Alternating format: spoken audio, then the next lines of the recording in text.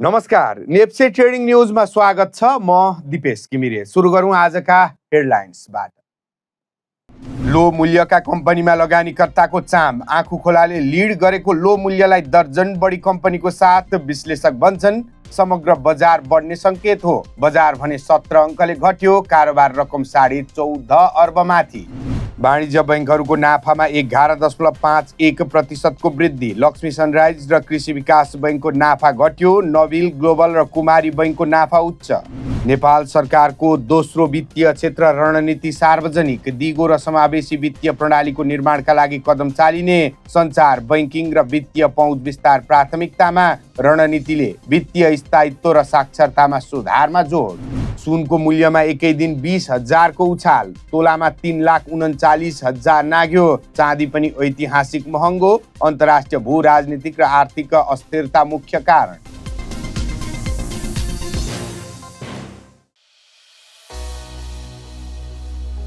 nepsebook.com नेपालकै पहिलो सामाजिक सञ्जाल हो जुन विशेष गरी नेप्से लगानीकर्ताका लागि तयार गरिएको हो। यसमा लगानीकर्ताले साथीहरूसँग जोडिन, सन्देश आदान प्रदान गर्न, भोइस भिडियो कल गर्न, पोस्टहरू सेयर गर्न, समूहहरूमा छलफल गर्न तथा पुँजी बजारसँग सम्बन्धित डिजिटल समुदाय निर्माण गर्न सक्छन्। यो प्लेटफर्मले नेप्से लगानीकर्तालाई जानकारीमूलक समाचार, बजार विश्लेषण तथा विचार विमर्श गर्ने सुरक्षित र नेपाली स्वादयुक्त वातावरण उपलब्ध गराउँछ। नेप्से ट्रेडिङ न्युज अब विस्तारमा। नेपाली शेयर बजारमा आज गिरावट देखियो। कारोबार रकम पनि 14.5 अर्ब नाग्यो। तर यस्तो भएको छ, बजारमा लो मूल्यका कम्पनी आज उच्च गतिमा बढेको देखिएको छ। आँखु खोला हाइड्रो पावर बढ्न सुरु गरेपछि लो प्राइसका मूल्य बढ्न सुरु भएको थियो। यिनै विषयवस्तुमा समेटेर हामीले एउटा स्पेशल सामग्री तयार पारेका छौँ। अबको क्रममा यो स्पेशल सामग्री। आँखु खोला जलविद्युत कम्पनीले सुरुमा लिड गर्न थालेपछि शेयर बजारमा कम मूल्यका हाइड्रो पावर कम्पनीमा लगानीकर्ताको चाम देखिएको छ। आँखु खोला जलविद्युत निरन्तर बढ्न थालेपछि कम मूल्यका कम्पनीमा लगानीकर्ता झुमिएका हुन्। बजार बढ्न थालेपछि कम मूल्यका कम्पनी बढ्नुलाई समग्र बजार बढ्ने संकेतको रूपमा विश्लेषकले हेरेका छन्। सानो पुँजीमा पनि धेरै किता आउने र 10-20 रुपियाँ बढ्दा पनि प्रतिशतका दरले उच्च नाफा हुने भएकाले पनि कम मूल्यका स्टकमा रिटेलर पनि धमाधम प्रवेश गरिरहेको देखिन्छ।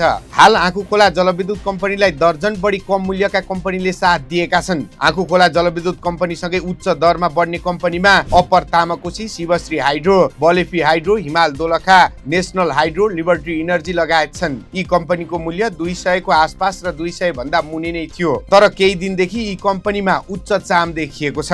आजको बजारमा त हिमाल दोलखा र शिवश्री हाइड्रोमा त सर्किट लेभलमै कारोबार भयो। धितोपत्र बजारमा लगातार वृद्धिपछि बिहिबार मुनाफा सुरक्षित गर्ने लगानीकर्ता हाबी हुँदा नेप्से परिसूचकमा गिरावट देखिएको थियो। साताको 5औं कारोबारको दिन परिसूचक 17.53 अङ्कले ओह्रालो लागेर 2714.05 बिन्दुमा कायम भएको छ। प्राविधिक रूपमा बजारले प्रतिशोध बिन्दु पार गर्न सङ्घर्ष गरिरहँदा पछिल्लो समय मूल्य बढेका कम्पनीहरूमा बिक्री चाप बढेपछि समग्र बजारमा करेक्सन देखिएको हो। नेप्सेमा गिरावट आए पनि कारोबार रकम भने उत्साहजनक देखिएको छ। बिहिबार 320 कम्पनीको 3,77,939 किता शेयर किनबेच हुँदा 14 अर्ब 56 करोड 31 लाख रुपियाँ बराबरको शेयर कारोबार भएको छ। यसले बजार ओह्रालो लाग्दा पनि लगानीकर्ताको सक्रियता नघटेको र तल्लो मूल्यमा शेयर उठाउने क्रम जारी रहेको संकेत गर्छ। कुल सूचीकृत कम्पनी मध्ये 85 वटाको शेयर मूल्य बढेको छ भने 170 वटा कम्पनीका लगानीकर्ताले गुमाएका छन्। बाँकी 5 कम्पनीको मूल्यमा भने कुनै परिवर्तन देखिएन। कारोबारका आधारमा यस दिन न्यादी ग्रुप पावर लिमिटेड अग्रस्थानमा रहेको छ।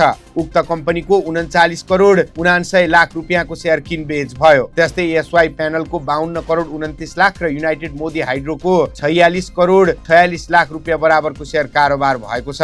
बजार घटेको दिन पनि जलविद्युत समूहका केही कम्पनीमा भने आकर्षण देखिएको छ। हिमाल दोलखा हाइड्रो पावरका लगानीकर्ताले सर्वाधिक 9.23% नाफा कमाएका छन् भने शिवश्री हाइड्रो पावरका लगानीकर्ताले 9.19% ले आर्जन नाफा गरेका छन्। गिरावटको अग्रपंक्तिमा भने विकास बैंक र लघुवित्त क्षेत्रका कम्पनीहरू देखिएका छन्। बिहिबार कर्पोरेट डेभलपमेन्ट बैंक, मिथिला लघुवित्त र सप्तकोशी डेभलपमेन्ट बैंकका लगानीकर्ताले 10% का दरले गुमाउँदै नकारात्मक सर्किट झेलेका छन्।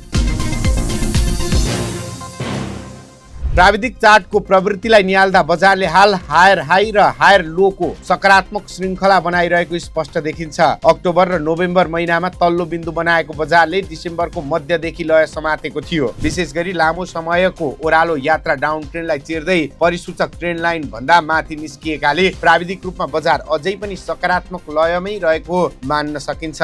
यद्यपि बिहिबारको क्यान्डलले लगानीकर्ताहरू नाफा सुरक्षित गर्न इच्छुक रहेको संकेत गरेको छ। अहिलेको चार्टमा 2824.85 को बिन्दु एउटा कडा प्रतिरोधको रूपमा खडा भएको छ। विगतका तथ्याङ्क र चार्टको माथिल्लो ट्रेन्ड लाइनलाई आधार मान्दा बजारले यो तह पार गर्न थप ऊर्जा र खरिदको चाप आवश्यक महसुस गरेको देखिन्छ। यदि आगामी साताहरूमा बजार थप ओह्रालो लागेमा 2568.94 को बिन्दुले पहिलो बलियो टेवा प्रदान गर्ने प्राविधिक विश्लेषकले बताउने गरेका छन्। यो टेवा बिन्दुमा पुगेर बजार पुनः फर्किने सम्भावनालाई लगानीकर्ताहरूले नजिकबाट निहालिरहेका छन्। बजारको कारोबार रकमले पनि बजारको दिशा तय गर्न महत्त्वपूर्ण भूमिका खेलेको छ। बिहिबारको गिरावटमा पनि 14.56 अर्ब रुपियाँ बराबरको कारोबार हुनुले बजारमा तरलता र लगानीकर्ताको सक्रियता उच्च रहेको पुष्टि गर्छ। घटेको बजारमा पनि अर्बौंको कारोबार हुनुले तल्लो मूल्यमा शेयर उठाउने समूह सक्रिय रहेको देखाउँछ। यस्तो अवस्थामा 2700 को मनोवैज्ञानिक बिन्दु भन्दा माथि परिसूचक टिकिरहनुलाई प्राविधिक रूपमा सकारात्मक मान्न सकिन्छ। समग्र बजारमा अहिले कन्सोलिडेसन अर्थात् मूल्य समायोजनको चरणमा रहेको देखिन्छ। 2750 देखि 2820 को बीचमा केही समय उतार चढाव देखिए पनि बजारले आफ्नो बुलिस यात्रालाई निरन्तरता दिने संकेतहरू चार्टमा अझै जीवित छन्। आगामी दिनमा बजारले 2825 को प्रतिरोध बिन्दुलाई भोल्युम सहित पार गरेमा नयाँ ऐतिहासिक उचाइ तर्फको यात्रा तय हुने प्राविधिक विश्लेषकहरूको ठम्याइ छ। नेप्से ट्रेडिङ न्युजका लागि सुभाष चन्द्र अवस्थीका साथमा दिपेश घिमिरे, काठमाडौँ। यति बेला देशको आर्थिक अवस्था चलायमान छैन। आर्थिक सूचक सकारात्मक भए पनि देशको अर्थतन्त्र त्यति राम्रो गतिमा अघि बढ्न नसकेको विश्लेषकले दावी गरिराखेका छन्। वाणिज्य बैंकहरूले पनि यति बेला कर्जा प्रवाह गर्न सोचे अनुरूप सकेको देखिँदैन। त्यस्तै एनपीएल पनि बैंक तथा वित्तीय संस्थाको निरन्तर बढिराखेको छ। तर समग्र 20 वटा वाणिज्य बैंकहरूको नाफा भने बढेको तथ्याङ्कले देखाउँछ। समग्रमा चालु आर्थिक वर्षको दोस्रो क्वार्टरमा वाणिज्य बैंकहरूको नाफा र वित्तीय अवस्था कस्तो देखियो त? हाम्रा सहकर्मीले तयार पारेको यो रिपोर्ट अबको क्रम।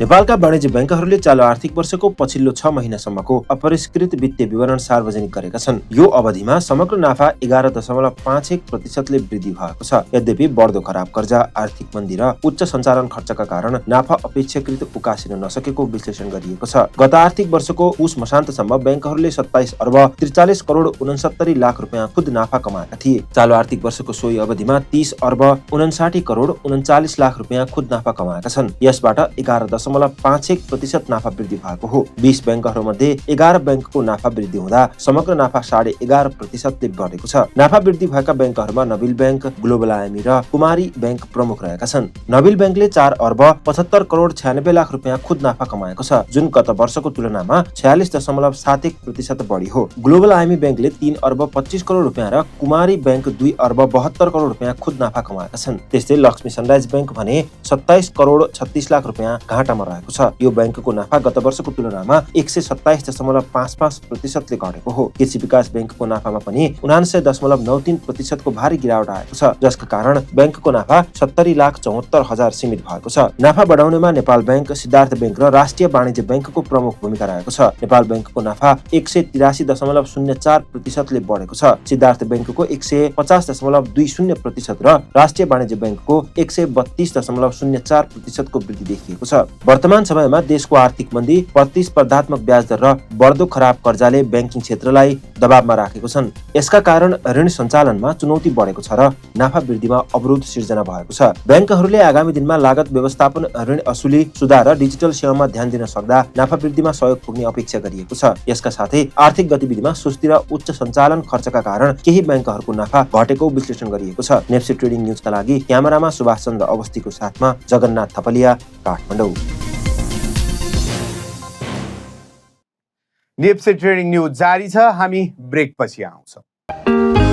यात्रा फर फन कोटेश्वरमा कार्यालय भएको नेपालको एक प्रतिष्ठित ट्राभल्स हो, जसले हाल 60वटा भन्दा बढी देशमा भिजिट भिसा लगाउन सहजीकरण गर्दै आएको छ। यात्रा फर फनले युरोपदेखि अमेरिकासम्म, चाइना, मकाउदेखि थाइल्यान्ड, मलेसिया, सिङ्गापुरसम्म भिजा लगाउन तपाईलाई सहजीकरण गर्नेछ। विदेश घुम्न जान खोज्दै हुनुहुन्छ भने अत्यन्तै सस्तो मूल्यमा भिजा प्रोसेस गर्न सक्नुहुनेछ। स्क्रिनमा देखिएको नम्बरमा आजै सम्पर्क गर्नुहोस्। ब्रेक पछि स्वागत छ। अब बाँकी न्युज।